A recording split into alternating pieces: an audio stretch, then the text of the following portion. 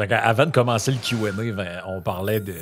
C'est quoi un intellectuel, Ouais, c'est ça, sacrifice? parce que non, mais c'est un bon sujet pareil, parce que ça revient un peu tout le temps, puis moi, ce qui me fait rire le plus, c'est, tu sais, mettons, quand j'avais des discussions avec du monde sur des trucs en philo, c'était Ah, mais lui, tu sais, mettons, je sais pas, t'arrives avec un livre, puis le gars, il dit Ouais, mais lui, il a jamais été prof d'université ou je sais pas quoi. Puis là, t'es comme Ouais, mais je sais pas, là, mais la moitié des trucs que tu lis dans ton cursus, là, les gens, ils étaient pas profs d'université, puis ils étaient pas philosophes Ah, dans puis une institution, là. Tu on va sais, se le dire, il y a plusieurs intellectuels avec des gros guillemets. Ils se disent intellectuels, fair enough. C'est l'affaire, tout ce que tu te rends compte, c'est qu'ils font juste dropper des noms sans arrêt de livres qu'ils ont lus. Puis, j'ai lu ça, j'ai droppé ça. Ils citent, ils mettent des quotations, nanana. Mais Christy, ils comprennent rien du cul et de la tête, ce monde-là. Là. Tu sais, je veux dire, à un moment donné, faut que tu ben, sois capable de conceptualiser une situation. Tu sais, moi, est-ce que je suis un expert en géopolitique? Pas en tout. Là, l'histoire en Ukraine, puis qu'est-ce qui se passe? Est-ce que j'avais les connaissances pour parler de ça très facilement? Non. Par contre, assez rapidement, j'écoute des gens qui ont ces connaissances-là, puis je comprends très, très, très rapidement qu'est-ce qui se passe, je comprends les enjeux, je tombe pas dans la démagogie, je ne suis pas en train d'être sur Twitter en train de dire « Hey, c'est le début de la Troisième Guerre mondiale ». Je veux dire, je suis peut-être pas considéré comme intellectuel parce que je parle un peu rough, mais je pense que j'ai une capacité de compréhension qui est un peu supérieure à beaucoup de gens qui se considèrent intellectuels au Québec. Je C'est te quoi un dirais, intellectuel? je dirais que la définition de Tom Sowell, qui a écrit quand même des trucs vraiment importants, puis il y en a un que j'essaie de me rappeler le titre maintenant live on the spot, mais t'écris intellectual, puis Thomas Sowell, S-O-W-E-L-L. Par intellectuel, ce que lui définit, c'est les gens dont le métier commence et se termine par la création et la dissémination d'idées, avec l'espèce de caveat, comme on dit en anglais, que tu ne payes rien en termes de réputation si les idées sont bonnes, mauvaises, contre-productives, productives, nocives ou bénéfiques, que tu as une sorte de déconnexion complète entre le gain que toi tu as du prestige d'avoir l'air intellectuel et le coût sociétal de tes idées. Et ça, Comme c'est moi, dans le général. fond, qui est capable de conceptualiser des choses, mais qui a un intérêt mercantile à la chose, étant donné que vu que je diffuse une opinion, je suis écouté, puis éventuellement, ça revient sous forme de rétribution dans mon cabinet de services financiers. Je ne suis pas considéré comme intellectuel. Si je dirais ça de même. Si, comme tu fais autre chose, c'est un peu comme avec les chroniqueurs, comme on parlait la semaine passée. Si tu as un backup plan, puis que tu es juste en train d'exprimer tes idées, tu es en train de les exprimer clairement avec une certaine érudition, parce qu'il faut quand même dire que c'est pas juste de donner un coup de gueule, là. Il y a quand même un petit critère de plus, mais que tu as un backup, ben, je ne suis pas sûr que je te qualifierais d'intellectuel, mais si tu fais juste la création et dissémination d'idées, mais que tu t'imposes des contraintes, comme par exemple, tu paries sur les résultats Il n'y a pas de ce beaucoup que de tu monde qui sont proposes. intellectuels au Québec avec cette définition-là. Il y en a beaucoup de gens qui rentrent dans celle-là, là, qui ne vivent exclusivement que par la création et dissémination d'idées, ou au minimum, ou la dissémination. Je ne suis pas obligé de mettre « et », je peux mettre « ou ». C'est-à-dire que tu peux être un peddler des idées des autres, c'est-à-dire que tu es quelqu'un, tu as lu Sartre une fois, puis après ça, tu fais juste le répéter dans la Ah, mais c'est presse. pas un intellectuel. Ben, moi, c'est la cassure, c'est là Qui que je ça? la fais. Personnellement, moi, la cassure, c'est là que je la fais parce que, puis ça, c'est un débat que j'ai eu à l'université avec plein de monde, là. C'est que moi, c'est pas parce que tu as étudié en sociologie que tu es un sociologue. Pour être un sociologue, il faut que tu aies amené une contribution, puis que tu fasses des enquêtes, que tu fasses des études. C'est pas parce que tu as étudié en économie que tu es un économiste. Pour être un économiste, il faut que tu fasses ce que Vincent a fait. Tu écris des articles scientifiques sur des trucs qui se passent, puis tu amènes une contribution. Avoir étudié dans quelque chose, ça ne fait pas de toi. Si tu étudié en médecine, tu n'as jamais pratiqué la médecine, tu n'es pas un médecin. C'est la même chose pour moi Moi, au personnellement, niveau je des idées. Ouais, mais moi, je pense suis que. un actuaire. Moi, je suis un actuaire de formation. C'est pas la même affaire. Là. Oui, mais je pense vraiment, je vais revenir au point fondamental qui est est-ce que tu payes pour. Est-ce que tu t'imposes un intellectuel à la partie qui me dérange le plus? c'est dans la définition que j'emprunte de Sowell, mais qui est aussi celle de Raymond Aron en France. Là.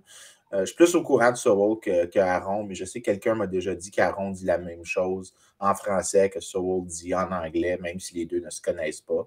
Donc, c'est comme une sorte d'invention, un peu comme quand tu inventes deux personnes différentes qui ne se connaissent pas inventent la même chose. Mais les deux ont à peu près la même conception du rôle intellectuel. Ce qui est très important, c'est que tu vis de tes idées ou des idées que tu dissémines, mais que tu ne payes pas le coût de si tes idées sont populaires ou non.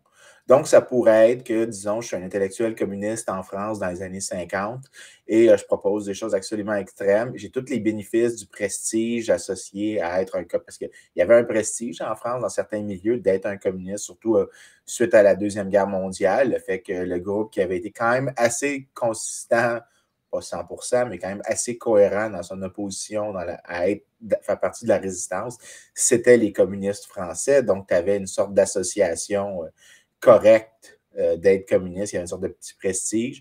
Donc, si tu étais communiste, c'était correct. Mais les idées communistes sont absolument atroces. Mais tu avais un prestige et le coût n'était pas porté par toi. Je pense que c'est vraiment ça qui est important. Il y a beaucoup de gens qui vivent des idées, mais le coût de leurs idées, ils ne vont jamais les porter. C'est pour ça que j'arrête pas de dire que si tu es vraiment un bon intellectuel, dans le sens que tu te casses la définition, tu essaies de quitter la définition de Sowell pour aller vers un autre, tu vas parier sur des choses, tu vas t'imposer des coûts sur des résultats. C'est pour ça que moi, les gens qui me suivent, là, je fais fréquemment des paris sur des sujets, sur des... Tu te fais pas payer souvent, par exemple. Ben écoute, en fait... mais si on parie, Vincent, moi, je vais payer, par exemple. Je te crois que tu me paierais, surtout qu'on doit se parler toutes les semaines, je te le rappellerai. Mais je te dirais que j'ai perdu à peu près, j'ai fait une vingtaine de paris en 2021 avec des collègues. Des fois, c'est dans le département, des fois, c'est par courriel. En fait, j'en ai perdu un avec Cornelius Christian de Brock University où j'ai dit, je te mets 100$ qu'avant la fin de avant le temps des fêtes, le Québec et l'Ontario ne retourneront pas en méthode de confinement. J'ai dit avant le temps des fêtes. Puis là, on arrive, puis c'est comme c'était à la limite du... Parce que mon hypothèse, c'était... parce qu'on aurais pu me le demander, je te l'aurais dit, moi. Mais l'hypothèse que j'avais, c'était que le premier ministre allait attendre que le temps des fêtes passe parce que le pushback serait trop fort de ça. Un peu ce qui a été fait en Ontario, dans le fond. Ben c'est ça, mais au final, à cause des dates de quand Legault l'a annoncé, j'ai perdu. Pour une affaire de quelques heures de différence. On a trouvé ça drôle. J'ai dit, ben, selon les termes du pari, je dois te payer, donc je l'ai payé. Mais au final, il dit on parlait, puis il dit, je suis pas sûr que j'ai gagné tant que ça. Il me dit, je dis, ouais, mais on a juste mal spécifié la délinéation parfaite qu'on voulait. Techniquement, même si j'ai comme raison, j'ai quand même tort selon les termes initiaux. Pas drôle, quand tu penses qu'il y a des odds à savoir si le Québec va être plus ou moins en déchéance à telle date. C'est incroyable. Mais par exemple, j'ai parié avec un collègue du Fraser, un ami du Fraser, sur l'inflation. Parce que j'avais écrit un petit texte pour Canadian Taxpayer Federation dans lequel j'ai dit que l'inflation allait être transitoire, que sur les prochaines 5 ans, les taux retomberaient, peut-être pas à ce qu'ils étaient avant, mais clairement aux alentours de 2%. Donc, les termes du pari, c'est plus ou moins 550 basis points de 2%. Que ça va être... taux? Le taux 5 ans, 10 ans? Non, juste dans 3 ans, que le taux d'inflation va être plus ou moins 0,5% de 2%. Donc, ça pourrait être 2,5 ou 1,5. On a parié là-dessus, on a parié 100$, mais lui, il est convaincu que l'inflation va être vraiment persistante. Moi, je suis convaincu que c'est un truc transitoire. Il y a trop de capital qui est investi, capital intellectuel ou d'intérêt d'économistes, de gens qui sont dans la bureaucratie des banques centrales pour renier si rapidement ce qui est pas mal la convention intellectuelle que il doit avoir une cible d'inflation et celle-ci doit être relativement basse. OK, ouais. Non, mais dans le fond, je comprends ce que tu dis. C'est juste que tu n'es pas en train d'écarter qu'ils vont prendre tous les moyens, dans le fond, pour fighter l'inflation. Au contraire, c'est ça ta thèse. C'est que, justement, ils vont fighter l'inflation parce qu'ils ne veulent pas sortir de... Ouais, mon collègue pense qu'ils ne seront pas capables, qu'ils ne voudront pas, qu'ils vont avoir mais je suis dans ton équipe là-dessus. Moi, je suis mais je peux avoir tort, hein? Mais ça, c'est vraiment alpha and alpha. Avant d'écrire, mais pour revenir aux intellectuels, avant d'écrire le texte, je me suis dit, je vais parier avec quelqu'un. Comme ça, si je dis de la bullshit, au moins, je vais payer un coup de la bullshit. Puis si je dis quelque chose d'intelligent, je peux être récompensé d'avoir dit quelque chose d'intelligent. Mais la raison pourquoi je suis pas mal dans ton camp, c'est que moi aussi, je suis d'accord avec ça, que les banques centrales vont tout faire pour ne pas sortir de la fourchette. Le coût politique est très cher à payer de sortir de cette fourchette-là de 1 à 3 %. Mais dans le fond, la beauté de ton pari, c'est que tu as pris le pari sur le taux d'inflation. Tu n'as pas pris le pari sur qu'est-ce qu'on allait faire pour être dans cette fourchette-là.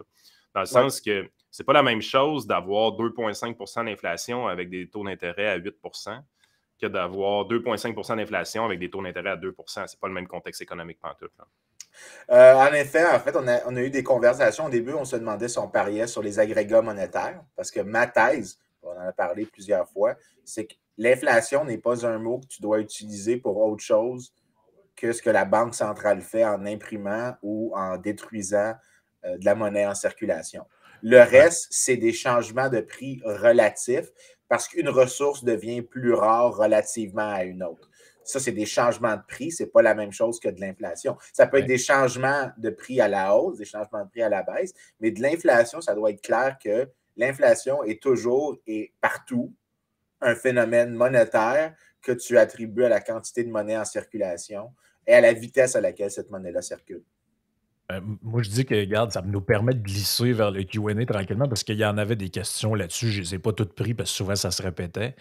Mais, regarde, commençons avec ça. Pascal qui demandait ce serait quoi là, je paraphrase sa question, solution du gouvernement pour calmer ou freiner ou ralentir l'inflation. Tu sais, toi, dans ton pari que tu as pris, Vincent, tu pensais à quoi? Juste la hausse des taux d'intérêt ou tu pensais à... Bien, il y a deux mécanismes que tu peux réduire l'inflation. Premièrement, l'inflation, là, à court terme, pour que tu aies des changements relativement à un niveau stable de changement des prix, donc disons le 2 pour que tu dépasses ce 2 %-là qui est la cible annuelle, tu dois avoir boosté ce qu'on appelle la demande agrégée. Ça se fait soit par des politiques fiscales, mais pour le pays comme le Canada, ça n'a aucun effet. La politique fiscale a zéro effet dans des petites économies ouvertes comme le Canada.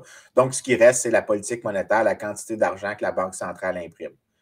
Mais il y a deux manières dans ce cas-ci de créer de la désinflation ou même de la déflation. La première, c'est que la Banque centrale doit comprimer l'offre de monnaie. Ouais. Donc, c'est la première étape.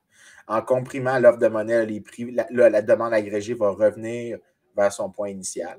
L'autre possibilité, c'est que la Banque centrale arrête d'ajouter de l'argent dans un tel cas. Tous les prix vont s'ajuster à la hausse graduellement, puis ça va impliquer une petite récession parce que tu as eu un boom artificiel. Mais éventuellement, le boom artificiel va devoir se recorriger vers la tendance de long terme et tu reviens à la quantité optimale, naturelle que la productivité de l'économie permet avec des prix plus élevés pour toutes également. Donc, tout ce que tu as changé, c'est la quantité de monnaie. Ou la troisième option, ça, c'est comme la manière qui est rarement discutée parce que il faut que tu boostes la productivité parce que dans ce cas-là, ce qui se passe, c'est que tu peux te sortir de la situation sans te faire trop mal. Écoute, c'est le point que j'ai avancé parce qu'on a eu cette discussion-là à Radio X cette semaine, puis c'est le point que j'ai été. On a justement parlé de GND qui... J'ai adoré ton expression là, de dire le thermomètre. C'est ça, Yann, que je m'en allais pendant que vous disiez les solutions... c'est n'importe quoi. Là. Moi, j'allais dire la vraie solution, on l'a entendu cette semaine, c'est le gel des loyers. Oui, absolument. Absolument, parce que ça marche, ça. Ça n'a jamais été essayé. Il n'y a aucun empereur romain qui voulait essayer ça. Il n'y a personne. Il n'y a pas une longue histoire. Il n'y a pas des traités qui ont été écrits là-dessus. Il n'y a pas des livres qui étaient des best-sellers dans les années 70, 80, 90 qui disaient comment ça n'avait jamais marché avant. Non, il n'y a aucun poids de connaissances historiques qu'on a à cet égard-là. Pour ceux qui ne comprennent pas le sarcasme, Ça, c'était du sarcasme. Moi, je pense qu'il était assez évident, honnêtement. Ouais, mais il y a du monde qui travaille pour la presse, des fois, qui sont des chroniqueurs très précis pour la presse, qui ont de la difficulté à comprendre des idées simples. Patreon, Vincent, le manque de générosité. Patreon. Non, Là, ce gars-là, généreux, là. ce gars-là, cette semaine, non. j'aurais pas de la liste qui écrivait. La discussion qu'on avait, c'était réellement ça. Côté inflationniste, c'est oui, on peut faire comme GND, prendre le thermomètre, puis le pitcher aux poubelles, puis dire il n'y a plus de prix, fait que tout est correct. Mais ça ne marche pas. Jeff avançait des solutions un peu comme baisser le taxe sur l'essence, baisser une TVQ, des choses comme ça. Je disais, ça fait attention parce que faut que ce soit accompagné d'autres choses. Il faut qu'il y ait des gains de productivité avec ça. Dans le sens que si tu arrives, tu fais juste baisser les taxes, puis tu ne touches pas aux dépenses gouvernementales, donc tu continues à creuser un déficit, tu continues à financer ça avec de l'endettement. Écoute, tu n'as pas avancé nécessairement, c'est juste une taxe qui est différente. Au lieu d'avoir une taxe à la consommation, tu es rendu avec une taxe via l'endettement, c'est une taxe sur les générations futures. Je dis, il faut vraiment que tu aies des gains de productivité. Puis c'est sûr que quand tu arrives, tu as un secteur privé qui bougonne parce qu'il y a de la difficulté à trouver de la main-d'œuvre, des choses comme ça. Puis pendant la période de temps de 2018 à 2021, que tu as le secteur public qui, lui, engage 118 000 personnes, si tu finis par faire ton ménage dans le secteur public, de couper des postes, de ramener des gens dans le secteur privé pour venir combler des postes qu'on a réellement besoin, c'est une forme de gain de productivité. Fait que oui, mettre des fonctionnaires dehors, ça peut être des gains de productivité quand même assez intéressants. Ben, si la prémisse, c'est que le travailleur... Parce que le secteur public peut être productif de deux manières. De vraiment produire un bien public. Et de ne pas être québécois. Mais de ne pas surcharger, parce que... Et de ne pas surcharger, je vais laisser passer ton commentaire, et de ne pas surcharger pour le service. Donc, dans ce cas-ci, que tu payes le travailleur à la productivité marginale de la valeur de la productivité marginale. On a des exemples. Mais c'est toi qui m'as coupé. L'autre option, c'est que tu coupes les salaires du secteur public. Parce qu'au final, le problème du secteur public, c'est pas qu'on a beaucoup de monde qui travaille dans le secteur public. Parce que si le secteur public offrait des salaires de merde, il n'y a personne qui irait dans le secteur public. Et le problème, présentement, c'est qu'on offre des salaires dans le secteur public qui sont en excès de la productivité comparable. Corrigeons ta phrase, non pas des salaires, mais rémunération globale.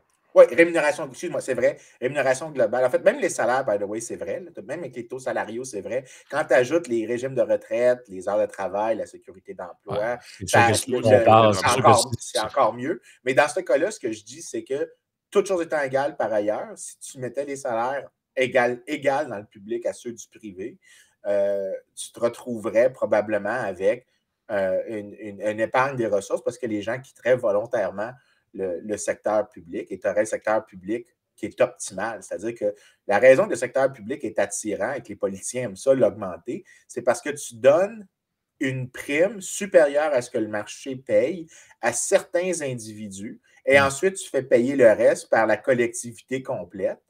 Et là, dans ce cas-là, c'est pour ça que les politiciens aiment ça grossir. Parce que si c'était juste de produire des affaires de plus, les politiciens ne gagneraient pas tant que ça à augmenter la taille de la fonction publique.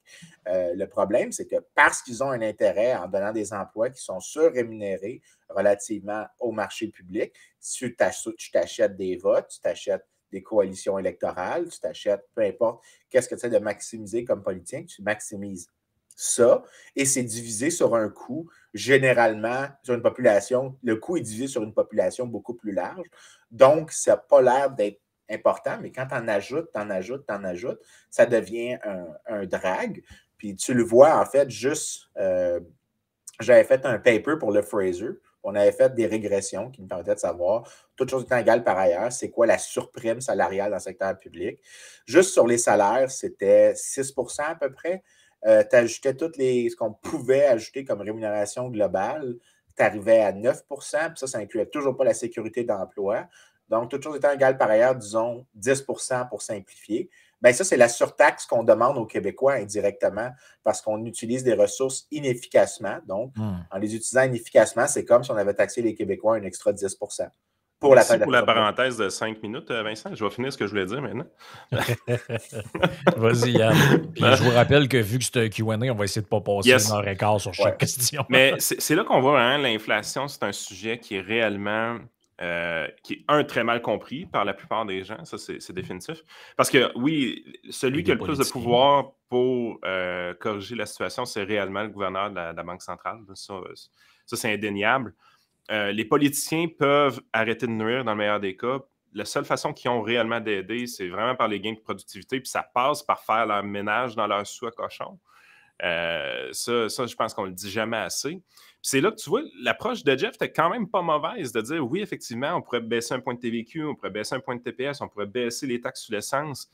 Si ça se fait grâce à des gains de productivité dans la machine gouvernementale, on peut discuter. Si ça se fait par endettement, ça ne sert absolument à rien. OK, c'est ça. D'accord. Fait que ça, c'était quand même correct. Puis je pense que c'est la nuance que j'ai apportée quand il a amené cette solution-là.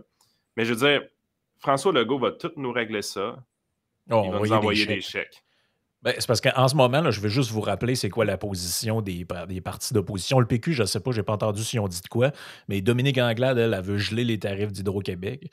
GND veut geler les loyers et Legault veut envoyer des chèques au monde. À date, là, c'est ça qu'on a entendu. Puis tu sais, by the way, moi, je trouve qu'il y a une tentative. Il y a une tentation populiste hein, avec l'inflation qui est palpable. C'est-à-dire que dans le cas de GND, je pense que d'après moi, le gars est assez intelligent pour savoir qu'en gros, ce qu'il propose, ce n'est pas de combattre l'inflation, mais c'est de faire absorber les coûts de l'inflation par quelqu'un d'autre. Exactement.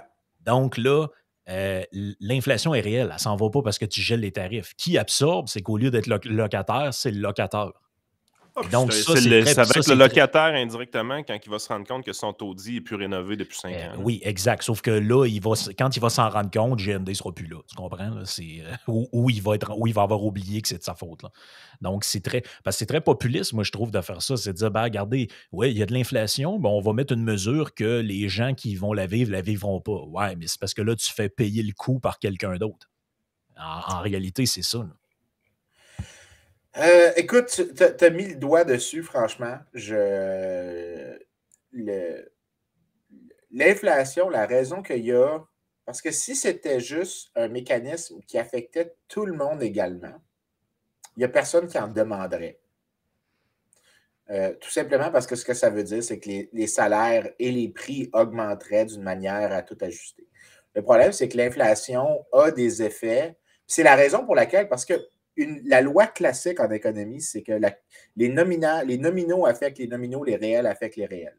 Les réels, c'est quoi le prix d'un bien relativement à tous les autres biens. Et que la quantité de monnaie dans ce cas-là n'est pas importante. Si tu doubles la quantité de monnaie et que le prix d'une pizza, c'est 2 ordinateurs, bien que tu doubles la quantité de monnaie, le prix de la pizza va doubler, le prix des ordinateurs va doubler. Tu as le même ratio entre les biens. Ça, c'est les réels. Le nominal, c'est le prix en dollars. Le problème, c'est que si tu ajoutes de l'argent et que certains prix sont affectés plus lentement que d'autres, tu violes ce qu'on appelle la neutralité de la monnaie. Et la violation de cette neutralité-là peut causer des récessions, peut causer des ajustements, particulièrement en faisant de la redistribution. Fait que le cas classique qu'on enseigne à nos étudiants, c'est que la raison que, c'est toujours drôle comment les gens de gauche oublient cette espèce de petit détail-là. La raison pour laquelle l'augmentation, une politique monétaire qui est lousse, donc qui augmente la quantité de monnaie, a un effet sur la croissance, c'est parce que les salaires sont rigides et sont plus rigides que les prix. Donc, qu'est-ce qui se passe? Tu augmentes la quantité de monnaie, les gens demandent plus de biens, mais le coût réel d'embaucher des travailleurs est moins élevé parce que tu as un prix plus élevé pour tes biens, mais les salaires de tes travailleurs sont gelés à ce que c'était avant que la monnaie soit ajustée. Ouais. Donc, par définition, pour que tu aies une expansion, il faut que tu fasses mal à la personne au bas de l'échelle. Et ensuite, la correction, c'est que tu fais mal à la personne qui est au top de l'échelle. Donc, la question ici, tu vois que, dépendant de où est-ce que tu es dans la séquence, il y a des pressions politiques qui vont d'un côté et des pressions politiques qui, par la suite, vont de l'autre. C'est pour ça que... La rigidité, elle se mesure bien dans le sens que vous avez tous vu dans la dernière année des restaurateurs ajuster leur menu 4 ou 5 fois pour les augmentations de prix. Yep. Et les employés négocient toujours une augmentation une augmentation de salaire une fois par année seulement. Fait que c'est un Oui, peu parce ça que que tu c'est veux parler parce en que c'est réalité. difficile. Parce que c'est difficile de. Oui, puis les prix, c'est plus facile à changer. Après tout, tu sais, à faire pendant longtemps, on Ah, enseigne puis ce qu'on les appelle prix, mais t'as autre chose aussi. Là. J'étais allé au restaurant depuis que c'est rouvert ici, parce que oui, au Québec, les restaurants étaient encore fermés. Et puis là, tu sais, Je suis désolé. je jasais avec le serveur qui s'occupait de moi puis ma blonde. Puis, Moi, j'y ai pas été encore, ça prend un passeport. ouais, c'est ça. Puis là, il nous disait, là, je demandais, j'ai dit, d'habitude, vous faisiez les. Puis c'est un restaurant, là, quand même assez. C'est un restaurant très populaire du Vieux-Québec, puis c'est pas une binerie. Là. Puis je lui demandais, je disais, d'habitude, vous faisiez les déjeuners la fin de semaine. Ouais, mais on les fait plus maintenant. Donc, tu sais, réduction des. Parce que là, il me disait, quand on fait les déjeuners, ça prend 2 équipes, donc en cuisine et au service. Donc, on fait plus les déjeuners maintenant. Et l'autre point, c'était qu'il changeait le menu moins souvent. Avant, il changeait le menu, mettons, aux 2 mois, il refaisait les plats principaux qui sont le soir, puis là, il changeait le menu parce que c'est un restaurant qui avait ça comme concept. Et puis, ils réduisent aussi l'offre, c'est-à-dire que les prix n'ont pas tant que ça augmenté, là, de mémoire, pour y être allé un peu avant la pandémie, mais par contre, mettons, au lieu d'avoir le choix entre 5 ou 6 plats, le soir en table d'hôte, 3, 4 choix. T'sais, donc, c'est une manière aussi là, de comprimer tout ça sans directement atteindre le prix. T'sais, tu réduis les heures d'ouverture, tu réduis le nombre de menus par jour que tu fais, puis tu réduis l'offre aussi. Là. Donc, Ben, d'une certaine façon, je te dirais, c'est ça le prix. Dans le sens que des fois, on a peut-être un peu trop l'habitude de mesurer juste les prix comme tels. Mais je veux dire, quand un commerce réduit ses heures d'ouverture, je pense qu'on en a payé un certain prix. Je veux dire, je viens de perdre une flexibilité que j'appréciais avant. Fait que même si ça ne se reflète pas dans le. Tu sais, c'est comme, OK, la boîte de Joe Louis, le prix n'a pas augmenté, mais mon Christy de Joe Louis est rendu gros comme une bille. Là. Je veux dire, il est oui, plus. absolument.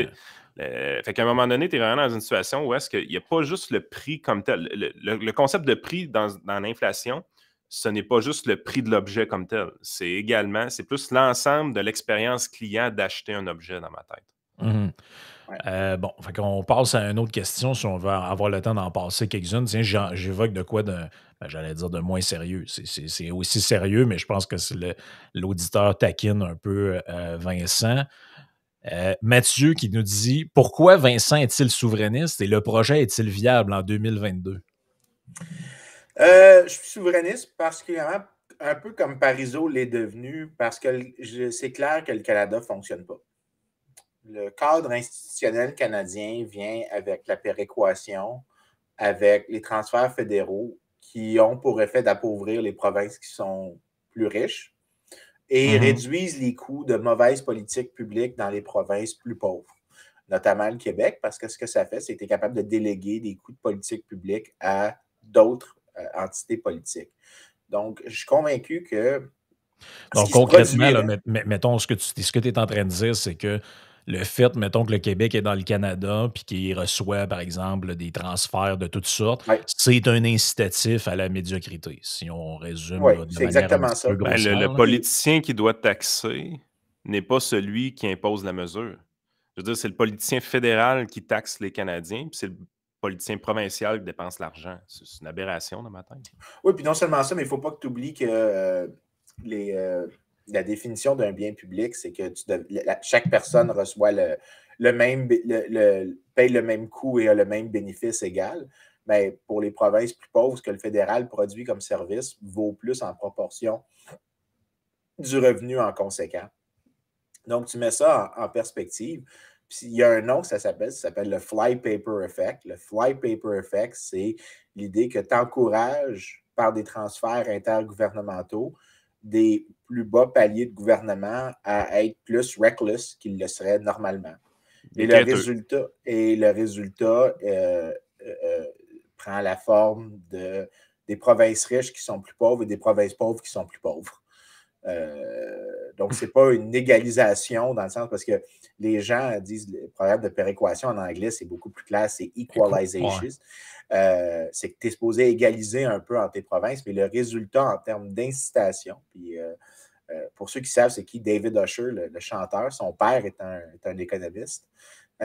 Qui était prof à Queen, qui est un des pères fondateurs de Public Choice, un des premiers pionniers dans le domaine. Et il avait travaillé justement beaucoup sur la péréquation. Et vers la fin de sa carrière, il soulignait que c'est possible qu'un programme d'equalization et égalise vers le bas. Dans le sens que tu appauvris la province riche, pas beaucoup. Tu appauvris la province riche beaucoup plus que tu appauvris la province pauvre. Donc, tu as un programme d'égalisation, mais de manière dynamique à travers le temps. C'est que tu limites la croissance des deux entités. Mais C'est si on le fait meilleur l'avocat exemple du diable, excuse Yann, si on fait l'avocat du diable 2 secondes, la conséquence de ça, quelqu'un pourrait dire ouais, mais ça justifie pas d'être souverainiste ou indépendantiste, ça pourrait justifier de dire que tu vas abolir le système de péréquation. Oui, mais je pense pas que c'est possible. Je pense que c'est plus facile de faire la souveraineté que d'abolir le programme de péréquation. Puis Je ne sais l'autre pas chose, lequel des deux a été essayé le plus fort, honnêtement. puis l'autre chose aussi, puis c'est là que je me recoupe avec les nationalistes, quand même, c'est que des fois, il y a des entités politiques qui font pas de sens. On a une grosse littérature sur les frontières artificielles, délinées artificiellement, où est-ce que tu as de la fractionnalisation ethnique entre Entre autres en individus. Afrique. Oui, mais aussi des fois, c'est pas le cas de l'Afrique, c'est parce que c'était exogène, c'était imposé par les puissances coloniales lorsqu'elles sont parties, les délinéations territoriales. Mais des fois, ça peut être un processus qui apparaît après un long moment où tu as deux groupes de personnes qui ne sont juste pas faits pour être ensemble, qu'ils ne sont pas capables de s'entendre sur c'est quoi les biens publics. Parce que le grand problème en économie politique, c'est que tu as un processus où est-ce que tu as un coût de délibération pour c'est quoi un bien public, c'est quoi les biens publics qu'on devrait produire. Et simultanément, tu as le coût de cette délibération-là. L'avantage de la délibération, c'est que tu arrives à quelque chose où tout le monde est plutôt d'accord. Et tu essaies d'arriver à une règle où on dit, ben, on va choisir, disons, pourquoi dans des clubs de farmers ou des cercles de fermières, tu as une règle qui est 60% pour une décision pour le groupe ou quelque chose comme ça? Ben, parce qu'on se dit, ben, ça, c'est le seuil de décision optimal. Dans ce cas-là, on minimise les coûts de ceux qui disent non. Donc, ceux qui disent non, on a minimisé leurs coûts dans ce cas-ci. Mais on a aussi minimisé les coûts de délibération en même temps. Donc, on arrive à un optimal comme ça. Bien, quand tu as deux groupes qui sont de plus en plus différents l'un de l'autre, les coûts de délibération augmentent. Et l'effet que ça a, c'est que tu dois décider avec des seuils beaucoup plus bas. Ça fait des gouvernements moins stables, ça fait des résultats moins positifs. Et si tu as deux polities qui sont vraiment différents, des polités, je ne sais pas si ça se dit en français, mais je le dis en anglais, polities, qui sont tellement différents, des entités politiques qui sont tellement différentes naturellement, mais qui sont forcés à l'intérieur de la même organisation, tu peux avoir une organisation qui est sous-optimale. Donc, peut-être des fois, des sécessions, c'est une bonne chose économiquement, juste parce que tu permets à un groupe de gens qui est plus homogène de se gouverner entre eux et que pour eux, c'est plus facile de coordonner la production de ce que l'État doit faire, les services de justice et c'est-tu les autres Antoine biens qui avait publics. posé la question, hein, Frank? Non, c'est Mathieu qui a demandé ça. Mathieu? Non, parce que ce qui est expliqué par rapport à péréquation, l'organisme qui n'est pas un public, qui, à mon avis, utilise à merveille ce système-là, puis on voit les défauts du système facilement, c'est le Major League of Baseball. Oh, c'est en fait toutes les ligues de sport, Yann. J'étais sûr que tu allais prendre la NHL aussi. Là. Non, parce que ça, c'est différent un peu. C'est les plafonds salariaux, les planchers. Mais quand tu regardes vraiment le concept de la péréquation, c'est vraiment la taxe de luxe que tu as dans la Major League Baseball que tu vas retrouver. Les équipes riches peuvent défoncer le plafond salarial ou le plafond de la taxe, mais à ce moment-là, doivent aussi se revirer de bord et payer une taxe de luxe. Et cette taxe de luxe-là est redistribuée avec les équipes. Les contrats de télévision également sont redistribués avec les équipes plus pauvres de la Ligue. Ce qui fait en sorte que même des équipes comme les Rays de Tampa Bay, où est-ce que pendant bien des années, il n'y avait personne dans les estrades, étaient quand même rentables à la fin de l'année. Il n'y avait aucun intérêt pour eux d'aller améliorer le produit de leur côté, si on veut, parce qu'ils réussissaient à faire de l'argent quand même. Puis tu regardes, qu'est-ce que ça a eu, ce que Vincent disait, là, ça rend les équipes riches plus pauvres. Ça, c'est définitif. Je veux dire, si les Dodgers, les Yankees paient une taxe de luxe, ils sont définitivement plus pauvres d'une certaine façon. Et ça rend les équipes pauvres plus pauvres. Quand tu regardes le désastre qu'est les Pirates de Pittsburgh, tu te rends compte, à chaque année, ils n'ont aucun intérêt à améliorer leur équipe. Parce que... Attends, je ferai attention par contre avec l'analogie du baseball. Pourquoi? Je comprends. Parce que la grosse différence entre la ligue de baseball, c'est que s'il y a une équipe qui essaye d'attirer tous les joueurs puis qu'il y a un pool limité de ressources, il fait mal à toutes les autres équipes, donc il fait mal à toute la ligue dans son ensemble. Ouais, donc, mais tu essaies de gérer. Écoute, je ne sais pas si ça s'applique, mais je suis sûr qu'il y a des papiers qui le font, parce que tu peux être en train de gérer l'externalité d'un membre. Donc, tu es en train d'essayer d'imposer une contrainte sur le comportement d'un membre pour que. Imagine, disons, si la Ligue de baseball faisait qu'il y avait la moitié autant d'équipes, tu aurais moins de games. Tu aurais donc moins de, de viewers. Mais mettons que pour le hockey, ça pourrait s'appliquer ton thinking, parce que au hockey, c'est un sport où est-ce que tu vas avoir tout le temps 3 ou 4 joueurs, que si tu es dans la même équipe, ça va être l'enfer, la domination que tu vas avoir. Parce que un joueur de 200 points, par exemple, versus un joueur de 100 points, ça fait une méga différence. Par contre, au baseball, c'est des équipes de 25 joueurs d'un, c'est beaucoup plus de joueurs, puis c'est rare qu'un seul gars va faire la différence. Puis la meilleure preuve de ça, c'est que tu as présentement Mike Trout qui joue pour les Angels d'Anaheim, de Los Angeles à cette heure, les Angels, qui est le meilleur joueur de baseball au monde. Tout le monde s'entend là-dessus. Tu as Shohei Ohtani qui est rendu là aussi, qui est un des meilleurs frappeurs et un des meilleurs lanceurs de la Ligue en même temps. Il y a vraiment... Fait que là, tu dis que tu as ces deux merveilles-là dans ton équipe et tu ne fais pas les séries. Mike Trout n'a jamais fait les séries de sa vie. Mais dans ce cas-là, si j'ai tort là-dessus, l'autre possibilité, parce que la grosse différence entre le Canada et la MLB, c'est que la MLB a besoin de faire de l'argent. c'est la grande différence entre une organisation privée, mais que dans ce cas-ci, c'est que si une règle comme ça, tu dis, elle persiste et est inefficace, la seule raison que généralement des trucs qui ont l'air que ça ne fait pas de sens persistent, c'est parce qu'il n'y a aucune incitation managériale à les changer. Puis ça peut être, par exemple, le fait que les stades olympiques sont, les sports stadiums sont super subventionnés, que tu es assuré de un certain revenu, donc c'est quoi l'incitation à se battre sur certaines choses? Surtout que si tu es un manager de l'équipe. Ce qui est surprenant dans le sport, c'est que les ligues de sport les moins communistes, on pourrait le dire de même, c'est un axe capitaliste communiste, c'est surprenamment en Europe, les ligues de soccer, de football. Soccer. Les ligues de football, il y a des Français qui nous écoutent. Il ne faut pas leur faire honte. Là. Le soccer, ça n'existe pas pour vrai. Là.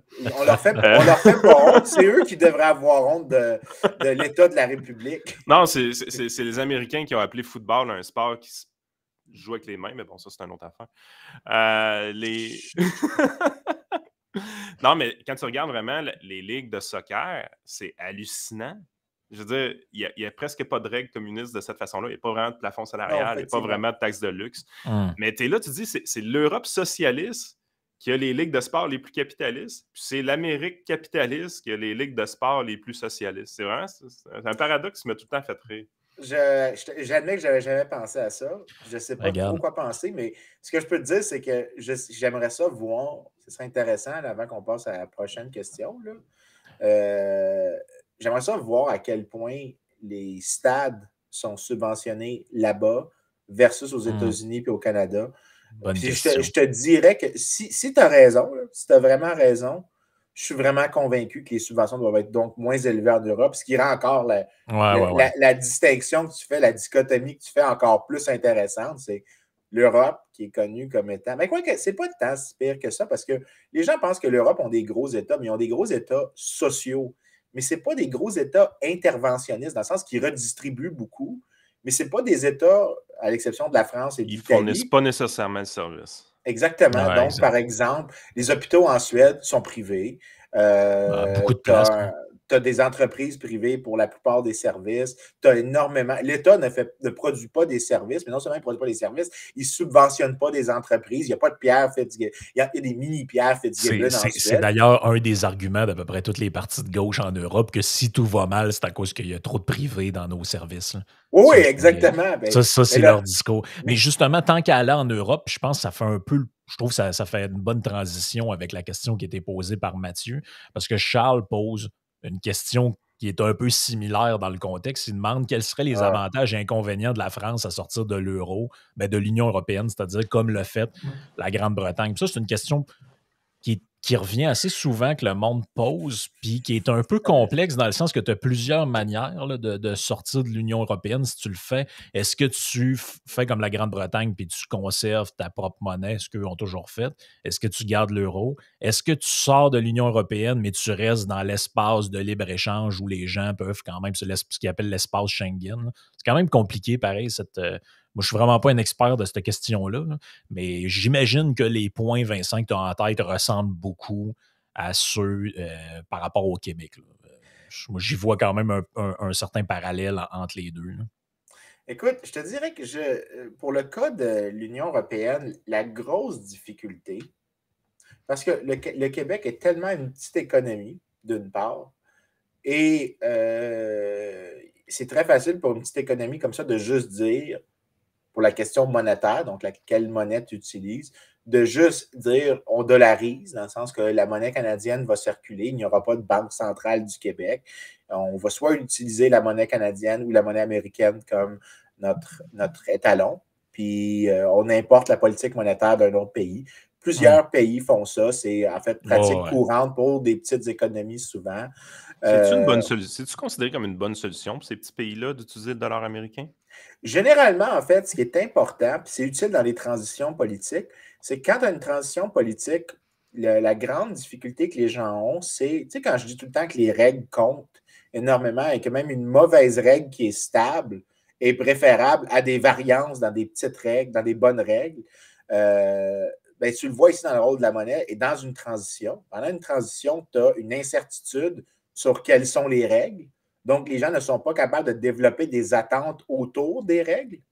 Donc, tu as le risque naturel qui existe, que ton bateau coule, des choses comme ça, plus des risques arbitraires qui viennent des dirigeants politiques. Ben, c'est sûr que si, mettons, tu étais au Venezuela, Vincent, puis tu dis à une certaine époque, ben, nous autres, on a décidé qu'on utilise maintenant, fuck le bolivar, on utilise le dollar américain, ben, ça a des désavantages, mais ça te met à l'abri qu'une gang de crinqués arrive puis imprime de l'argent puis qui te mettent dans une situation d'hyperinflation. Exactement. Mais dans ce cas-là, ce que tu es en train de faire, c'est que tu empruntes la crédibilité de l'institution monétaire que tu copies. Parce que c'est ça que tu fais. Tu es en train de dire, si je dis, je vais prendre, soit j'émets une monnaie, puis je dis qu'elle va s'échanger à un certain ratio avec le dollar américain, disons, ou même que j'adopte le dollar américain, point barre, ce que tu es en train de faire.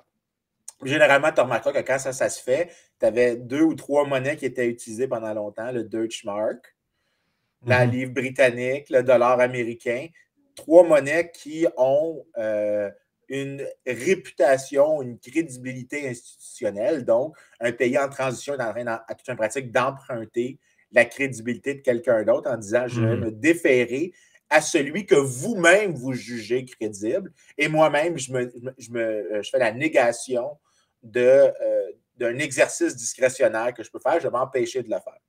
Donc la France pourrait sortir de l'Union européenne, mais garder l'euro. C'est ça que tu veux dire? Oui, mais la question, c'est une possibilité. Ouais. Mais la grosse difficulté dans ce cas-ci, c'est que tu as une grosse incertitude sur qu'est-ce qui va être fait exactement. Tu as ça. Donc, c'est difficile de démélanger les choses parce que là, c'est comme si l'euro perdait une de ses sources de crédibilité. Ouais. Et est-ce qu'ils vont ramener le franc? Alors que dans d'autres cas, comme le Québec, ce n'est pas du tout une considération très importante. Dans le cas de la Grande-Bretagne et le Brexit, les Britanniques avaient toujours la livre sterling. Donc, tu n'avais pas cette considération-là qui était sur la table. Ceci dit, les séparations en général sont pas. Les séparations non violentes ont un coût proche de zéro. Puis, en fait, surtout quand elles sont désirées par les deux parties, par exemple la République tchèque ou le Monténégro et la Serbie, lorsqu'il y a eu la scission des deux, ça a été bénéfique pour les deux groupes. Cependant, dans le cas de la Grande-Bretagne, qui s'est désaffilié, excuse-moi, de l'Union européenne, là, on a la même méthode qui est utilisée pour parler de la République tchèque ou de la Serbie-Monténégro. Pour la Grande-Bretagne, ça montre qu'il y a eu un coût économique assez important au Brexit. Mais quand je dis assez important, relativement à ce que ça aurait été, la croissance économique est 4% en dessous. Donc, le PIB total est 4% en dessous de ce qu'il aurait été si les Anglais n'avaient pas quitté. Maintenant, c'est quoi la raison? Est-ce que c'est à cause du Brexit ou c'est à cause que pendant 3 ans, tu as eu de l'incertitude puis un débat alentour du le shit show du Brexit. C'est ça, c'est parce que là, c'est là qui est important, c'est qu'il faut que tu cherches qu'est-ce qu'on mesure? Est-ce qu'on est en train de mesurer la désintégration politique elle-même ou est-ce qu'on est en train de mesurer, disons, pas la désintégration politique, mais l'incertitude réglementaire. Oui, l'incertitude, exact. Ouais. Donc, ça peut être un ou l'autre et c'est très difficile de savoir lequel est lequel. Je te dirais que maintenant, là, en fait, ce que je suis en train de faire pendant que je te parle, je suis sur Google Scholars, qu'il y a beaucoup de chroniqueurs à la presse devraient utiliser comme ressource. C'est gratuit, ça? C'est une question que j'ai déjà eue pour toi. De quoi ça? Ben, Google Scholars. Ah oui, Google Scholar, c'est gratuit. Tu écris scholar.google.ca, puis tu vas trouver des articles scientifiques. C'est une manière de, au minimum, éliminer les niaiseries que tu vas lire sur Internet en général. Tu n'as pas accès à tout, par exemple. Des fois, tu cliques sur des affaires, puis là, il faut que tu subscribes à, mettons, ou que tu rentres ton code d'étudiant si tu es à telle université. Là. Mais quand même. Mais il y a des plateformes qui break le gate. Ça s'appelle Sci-Hub. C'est hautement débattu, l'utilisation de Sci-Hub, puis je ne devrais pas en parler parce qu'il y a des pénalités académiques de dire si oui ou non. C'est mal vu dans certaines universités parce que les universités payent des subscriptions à des journaux. Et ce que Sci-Hub fait, c'est écrit www.sci-hub, hub.se ou SK ou tu vois sur ces sites-là. Lui, il défonce le paywall, dans le fond. C'est ça. Puis là, tu prends le numéro de l'article, parce que tous les articles ont un numéro qui s'appelle un DOI, et tu mets le DOI dans la barre de Sci-Hub, et tu as accès, tu brises le paywall. Mais le problème, c'est que le mécanisme pour lequel les journaux sont financés, c'est les souscriptions avec les librairies universitaires, avec les organisations gouvernementales. Donc, le débat, et c'est un débat, c'est que tu es en train d'endommager le mécanisme de production scientifique. Je ne suis pas super d'accord avec ça. Tu n'aides pas à démocratiser, par contre, les recherches. Oui, bien, c'est pour ça que... surtout si tu te plains que les gens consomment n'importe quoi sur Internet, viens pas m'arriver avec un argument comme ça. C'est un peu ça, moi. Entre toi et moi, la cohérence intellectuelle, c'est pas quelque chose, c'est pas un standard. Si on devait appliquer ce standard-là à beaucoup de gens, il y aurait beaucoup moins de monde qui se prononcerait en public, ce qui n'est pas nécessairement une super mauvaise chose. C'est comme les journaux qui disent on se fait voler nos revenus par les Facebook de ce monde. Première affaire qu'ils font, c'est mettre des posts en pluguant leur article et en payant une pub Facebook. Tu te dis, il me semble que côté cohérence, je la trouve spéciale un peu, celle-là. Là. Hey, juste pour le fun, parce que je te disais que j'étais pas sûr si, si après ou avant le choc, c'était l'incertitude réglementaire, l'incertitude institutionnelle ou le départ en soi. Depuis que l'Angleterre, parce qu'il y a un papier qui est très récent, depuis que l'Angleterre a formellement quitté l'Union européenne, donc en novembre 2019, si je m'abuse, ou décembre 2019. C'est juste avant la COVID.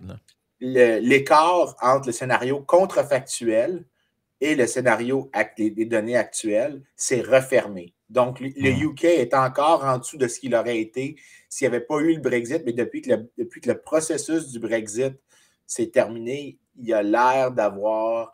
L'Angleterre a l'air de revenir vers la tendance. Donc, en même temps, moi, je trouve que c'est un peu... Moi, ça me satisfait pas trop les analyses qui sont faites là-dessus parce que, tu sais, je veux dire, entre-temps, il y a quand même eu une pandémie mondiale puis l'Angleterre a été un des pays les plus touchés d'Europe là, en termes de confinement puis tout. Là. Donc, toute chose étant égale par ailleurs est difficile à faire. Là. Non, la méthode que j'utilise fait ça. Justement parce que tu te sers des autres unités puis tu essaies de créer un synthétique. Le synthétique, c'est pas que tu choisis genre un pays, c'est que tu choisis la combinaison de pays. Tu leur donnes un poids chacun, qui minimise la distance entre l'actuel avant le traitement, donc genre le Brexit, avant que le Brexit commence, et ce qui s'est vraiment passé. Tu imposes cette contrainte-là, et ce qui arrive, c'est que tu crées l'équivalent parfait, disons, de la Grande-Bretagne sans Brexit, qui est, disons, 12% Irlande, 8% France, 23% Allemagne, etc., etc. Et là, tu crées un contrefactuel. Tu dis, s'il n'y avait pas eu le Brexit, l'Angleterre aurait eu l'air de ça. Ce qui est quand même C'est un petit peu de l'alchimie, pareil. Là. Non, parce que tant que tu respectes certaines règles de théorie économique, il y a des bonnes raisons. Faut que tu ne peux pas prendre tous les pays du monde, parce que sinon, c'est juste un exercice mathématique. Tu dois prendre des pays qui ont des bonnes raisons de croire qui sont similaires. Donc, moi, j'ai utilisé cette méthode-là pour le Canada. Je n'allais pas prendre les États américains et les provinces canadiennes pour l'effet d'avoir une victoire électorale du PQ. J'ai pris les autres provinces canadiennes. Comme mon contrefactuel. Tu dois dire qu'ils doivent partager un processus similaire. Donc, c'est possible de le faire. Mais la question, c'est qu'il faut vraiment que tu le fasses comme il faut, délicatement. Il faut que tu justifies, il faut que tu fasses des tests de robustesse. Mais la chose, par contre, qui me fait dire théoriquement que le résultat est plausible, parce que si c'est proche de zéro, là, l'effet d'une désintégration politique, il y a une raison théorique de croire que c'est valide. Parce que les gens, quand ils décident de quitter ou non, puis disons qu'ils décident pacifiquement qu'il n'y a pas de terrorisme, que ce n'est pas par violence que le départ est fait, les gens doivent avoir internalisé l'idée que c'est plus coûteux de rester que ça leur a été de quitter. Donc, par définition, si le choix s'est fait, il doit y avoir un élément de rationalité à ce choix-là. Donc, tu ne peux pas dire que c'est naturellement mauvais. La question sur si c'est mauvais, c'est comment ça se fait. C'est pour ça que je n'ai pas vraiment une opposition très forte à la séparation, que je suis même favorable. C'est que tu peux être dans une meilleure organisation d'une part. Tu peux avoir des gains de ça. Mais aussi, c'est pour ça que je n'ai jamais acheté l'argument des fédéralistes qui était que si les péquistes font en sorte qu'on a un pays, puisque les péquistes étant les pires avocats de leur propre cause, on aurait un désastre économique. Non, il n'y a aucune raison de croire ça. Tout simplement parce que les péquistes ne proposent pas de quitter comme des terroristes, ils ne sont pas des mouvements violents, donc ils doivent convaincre les gens, puis pour qu'ils convainquent les gens, ils doivent estimer qu'il va y avoir des bénéfices. Donc, c'est tout à fait normal que l'effet économique des victoires du PQ est à peu près zéro, relativement aux libéraux. Donc, ça ne veut pas dire qu'ils sont bons. Ça ne veut pas dire qu'ils sont bons. Ça veut dire qu'ils ne sont pas statistiquement différents de ceux qu'on a avec les fédéralistes. Je commencerais à être craintif, finalement, d'avoir fait la souveraineté pour des raisons, des arguments que tu as déjà dit. Sérieusement, si on est souverainiste, si on est souverain demain matin, on a déjà aboli le Sénat, la Chambre législative du Québec. Il n'y a plus de reine. Il y a un autre aspect démocratique qui s'en va. Il faut absolument qu'il y ait des contre-pouvoirs qui soient établis. On n'est vraiment pas... une catastrophe, sinon. Ouais, faut quasiment espérer que Non, mais c'est vrai, c'est quelque chose qu'on n'a quasiment jamais je suis d'accord avec toi. au Québec. C'est la chose... J'ai déjà eu cette conversation-là avec Mathieu Bock-Côté, puis j'ai dit, si vous étiez vous-même attaché les mains en avance, disons que vous aviez dit... C'est vrai que le plus gros problème, c'est qu'on ne faisait pas confiance aux dirigeants 2 secondes. Oui, mais tu t'attaches les mains, tu te dis, mettons, non seulement on va garder la reine comme monarque, donc on va juste être un autre membre du Commonwealth, on va avoir notre propre exécutif, mais notre chef d'État demeure le même chef d'État, notre cadre institutionnel ou tu instaures une vraie république, peu importe. Ou tu peux te précommettre, c'est une autre manière, c'est que tu te précommets à un ordre constitutionnel. C'est-à-dire que tu dois mais pas juste, il y en a qui vont dire, René Lévesque l'a déjà dit, il avait déjà fait des discours où il expliquait qu'il allait faire ça. Oui, mais monsieur, madame, tout le monde ne sont pas au courant de ça. Ça n'a jamais été... Exactement. Puis c'est sûr qu'il n'allait pas dire, non, on va faire le chaos. Donc, est-ce que c'était juste une réponse à un auditoire pour plaire à son auditoire, ou est-ce que c'était partie d'une stratégie? Une vraie stratégie souverainiste, c'est de dire, voici comment nous allons nous contraindre nous-mêmes lors de ce changement pour vous garantir que le cadre institutionnel est meilleur. Parce que, écoute, c'est important parce que moi, là, on va renouveler le décret, la 101e fois, on va renouveler le décret d'urgence sanitaire au Québec. C'est aujourd'hui, je pense. Moi, j'ai un problème avec ça. Puis quand tu regardes les autres législations canadiennes, ben, dans l'été, souvent, l'urgence sanitaire s'estompait. On l'arrêtait. On la ramenait éventuellement à l'automne en cas de besoin, tout ça. Puis, c'est pas clair dans ma tête pourquoi eux l'enlevaient puis nous, on l'enlevait pas. Mais je commence à me dire que ça se peut-tu vu qu'ils ont encore des chambres législatives de leur côté, ça devenait être un petit peu plus difficile à soutenir devant la Chambre législative, l'urgence sanitaire? Yann, je vais faire du pouce sur ce que tu dis. Un des seuls contre-pouvoirs, c'est pas un vrai contre-pouvoir, mais qui s'est exercé au Québec dans cette gestion de crise chaotique-là, ça a été la pression qui venait des autres provinces. Oui. C'est-à-dire qu'à un moment donné, j'ai pas le choix de les rouvrir, les restaurants, parce que les gens traversent en Ontario pour aller manger dans un restaurant là-bas. J'ai pas le choix de l'abandonner, le Christie de passeport sanitaire, tranquillement, pas vite, parce que l'Alberta, le Manitoba, la Saskatchewan, l'Ontario et maintenant la Nouvelle-Écosse annoncent qu'il va le laisser tomber. Donc là, ça met de la pression. Dans un Québec indépendant, on considérerait le reste du Canada comme on considère les États-Unis, c'est-à-dire comme un autre monde. Eux autres sont fous, là, on ne s'occupe pas d'eux autres.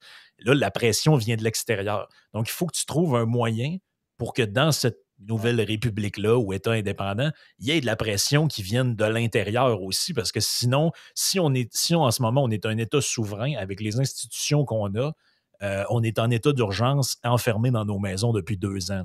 Et puis là, qu'est-ce qui reste comme contre-pouvoir? Ben, il reste la rue, les manifestations, puis... mais tu sais, est-ce que c'est là-dedans qu'on veut vivre? Je pense pas, là.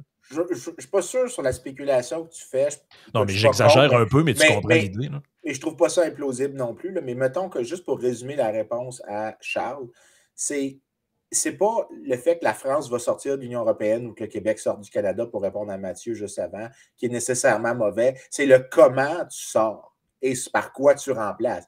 Si le Québec disait on sort et on va garder un libre-échange avec le reste du Canada, le libre-échange sera unilatéral, on garde la reine, on garde l'ordre constitutionnel établi, avec la seule différence que nous allons voter notre premier ministre fédéral et que tous les biens, toutes les activités que le fédéral fait seront faites par un nouveau palier de gouvernement. Et, OK, fine, tu m'as proposé un autre cadre institutionnel qui est le même cadre, avec la seule différence que maintenant, j'ai pu à voter avec quelqu'un de l'Ontario pour mon premier ministre fédéral. OK, fine, go. Je m'en sac. Ça n'a aucune différence, ça peut même être bénéfique à toute fin pratique. Même chose pour la France, mais si la France disait on va partir, on va arrêter le libre-échange, on va arrêter la liberté du mouvement des capitaux, il n'y aura plus de libre marché du travail, on va se fermer, on va réouvrir, on va refermer les frontières, on va commencer à... le président va devenir le roi, j'exagère, là, mais le président est en pratique presque un roi là, en France, mais... avec le pouvoir de gracier et tous ces trucs. Oui. Mettons, si la France partait comme ça, ben, c'est sûr que là, ça serait absolument détrimental pour la France, mais en soi, je ne vois pas. Des sécessions politiques ne sont pas nécessairement mauvaises. Ce qui est mauvais, c'est la manière dont les transitions d'un ordre vers l'autre, comment c'est fait. Parce qu'il y a des transitions tu veux être dans le monde d'après, mais en gardant les défauts du monde d'avant, mais c'est sûr que... l'Union européenne, j'ai tout le temps vu ça comme étant un méga traité de libre-échange, ce qui en soi est bien. Mais aussi une méga bureaucratie. Exactement, c'est là que ça dévie de l'objectif. C'est quand ça devient une bureaucratie, quand il commence à avoir des élus, quand on commence à imposer des règles européennes. Oui, il y a un gouvernement européen, dans le fond. Il y a des élus. C'était pas ça l'objectif. L'objectif, c'était une méga zone de libre-échange, ultra fluide, sans frontières. C'était ça l'idée. C'était pas une gouvernance centralisée. Puis quand on a introduit la monnaie, l'euro là-dedans, là, t'es là, tu te dis, ça, c'est la même chose. Puis on l'a vu. Il y a une dimension géopolitique là-dedans que beaucoup de gens oublient, c'est-à-dire que la création de l'Union européenne est directement reliée aux 2 guerres mondiales, puis à cette idée que si on relie toutes ces nations-là ensemble d'un point de vue économique, les Français et les Allemands vont arrêter de se taper sa gueule, et les Anglais, etc. Puis je pense que c'est un des succès de l'Union européenne, honnêtement. Oui, bien, l'affaire, c'est que je ne sais pas. Ça, c'est un argument qui est tellement souvent dit que j'en viens à en être sceptique.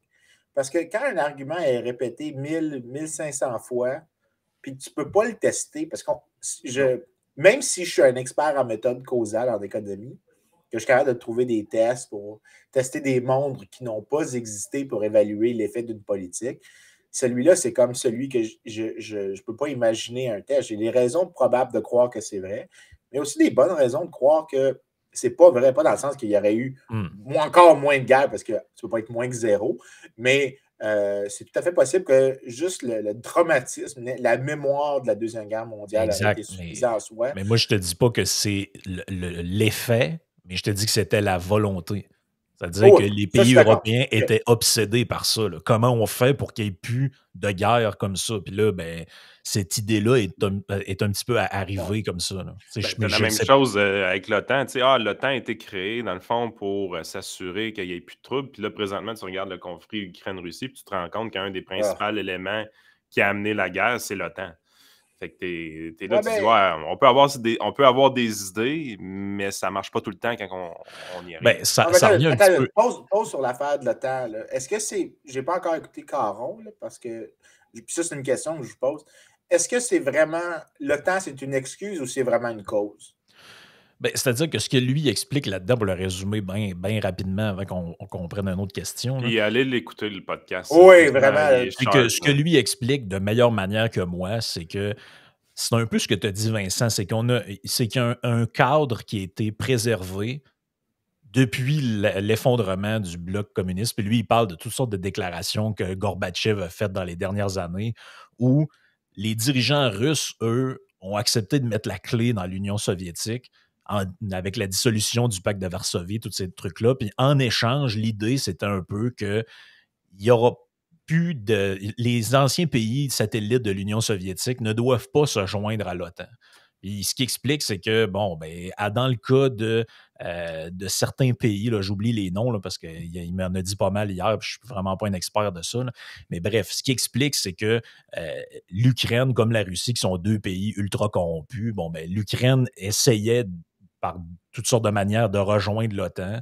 Et puis, plusieurs fois depuis les dernières années, la Russie a dit, si vous faites ça, ben, nous autres, on va reconnaître l'indépendance de territoires pro-russes au sein de la Russie. Puis là, ben, il y a comme un genre d'escalade là-dedans. Mais ce que tu te rends compte, c'est que tout ça arrive comme conflit parce qu'une organisation qui, techniquement, n'a plus vraiment sa raison d'être initiale. Parce que l'OTAN, à la base, c'est pour faire compétition au pacte de Varsovie qui a été dissous, qui était finalement, tu as l'alliance pro-russe puis tu as l'alliance pro-occidentale. Si on résume grossièrement toute la patente. Mais tout ça existe. Finalement, ce conflit-là existe à cause d'un reliquat de la guerre froide. C'est presque ça qu'on comprend là, dans l'histoire.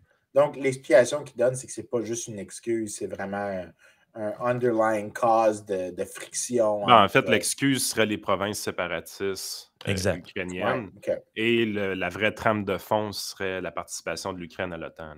Parce que, tu sais, lui, ce qu'il disait, c'est imaginez un instant que, par exemple, tu as un pays, que tu as une organisation ou un groupe de pays qui est plus ou moins hostile aux États-Unis, et puis ils vont mettre une base militaire, par exemple, à 150 km de la frontière entre le Mexique et les États-Unis. C'est sûr qu'il y a un backlash instantané qui se produit d'un point de vue géopolitique. Donc, il dit l'idée que l'Ukraine rejoigne, par exemple, l'OTAN, et qu'il y a 150 km qui séparent Kiev et la Russie. Pour les Russes, c'est quelque chose qui est incompréhensible. C'est une ligne dans leur tête à ne pas franchir. Puis c'est un débat qu'ils ont depuis 10 ans là-bas. Là, on en entend parler parce que le conflit dégénère. Mais c'est quelque chose qui est présent depuis longtemps. Là, mais c'est tellement compliqué. Là-dedans, la meilleure chose à faire, je pense, c'est d'aller voir les gens qui en parlent puis qui connaissent ça, mais je pense que honnêtement, la couverture médiatique de tout ça aide aucunement à comprendre ce qui se passe. La quantité de textes qui commençait avec on s'en va vers une troisième guerre mondiale, tu te dis tabarouette, man, vous êtes pathétique, c'est l'enfer. Ah, mais je comprends les gens un peu d'avoir. En fait, je vais blâmer les médias de jouer là-dessus, là, parce que je me souviens avoir entendu une clip la Russie, puissance nucléaire. Là, c'est comme OK. Tu penses-tu, je veux dire, dans l'univers du plausible, on met la carte, puis on passera à la prochaine question, là.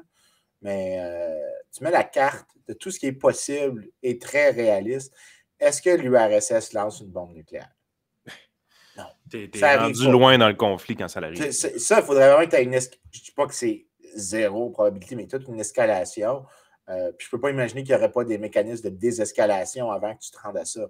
Donc là, les médias, quand ils jouent avec ça, de souligner que Tu pourras, peut-être qu'ils vont lancer des bombes Ouais. nucléaires. Non, ce qui va se passer, c'est que ça va être une guerre conventionnelle, puis il va y avoir des morts par balle et pas des morts par Ben écoute, bombe Puis ça, atomique. je viens de finir le documentaire de Netflix sur la guerre mondiale, la Deuxième Guerre mondiale, puis tu vois vraiment, Hiroshima, c'était quelque chose, c'est une démonstration de force, mais quand tu arrives avec Nagasaki, ce que tu te rends compte, c'est que Nagasaki était évitable dans un contexte où est-ce que les Japonais, à un moment donné, reconnaissent une certaine défaite. Puisque tu étais là, tu dis, crime, ils refusent de reconnaître la défaite, ils sont incroyables. Là, il y avait vraiment une mentalité guerrière qui était folle. Puis tu as fini par aboutir à Nagasaki. Mais tu es là, tu te dis, réaliser jusqu'à quel point les Américains, quand ils sont arrivés avec cette solution-là, c'était pas le premier recours. Ouais. C'était le dernier recours. Il était vraiment... En tout cas, c'est l'explication qui est fournie.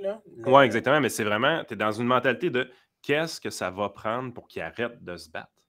Parce qu'ils n'arrêtaient pas. Là. Ils refusaient de rendre des armes. Fait que t'es là, tu te dis, ils n'ont pas fait de gaieté de cœur, les Américains, de lâcher une Attends, bombe moi, nucléaire, ce que j'ai compris, c'est qu'il y a un pushback de plusieurs historiens qui est que le Japon était prêt à se rendre avec des conditions, pas un unconditional surrender. Et qu'ils cherchaient juste une manière de faire la capitulation. Ce qui n'est pas. Ben, c'est ce qui est un peu expliqué aussi dans OK, c'est bon. Parce que la version qui est généralement donnée, qui est la version, tu sais, Military History Channel, qui m'énerve un peu, c'est qu'il y allait avoir plein de monde qui allait mourir s'ils envahissaient les îles pour les faire comme ça. Mais dans ma tête, la réponse était, mais pourquoi pas une paix négociée? Je veux dire, s'ils étaient conscients qu'ils allaient perdre, puis non seulement ça, mais une des conditions, c'est qu'ils gardaient l'empereur. Puis finalement, les États-Unis leur ont laissé garder l'empereur. Donc, parce qu'il y a encore l'empereur du Japon. Le Japon a encore un empereur.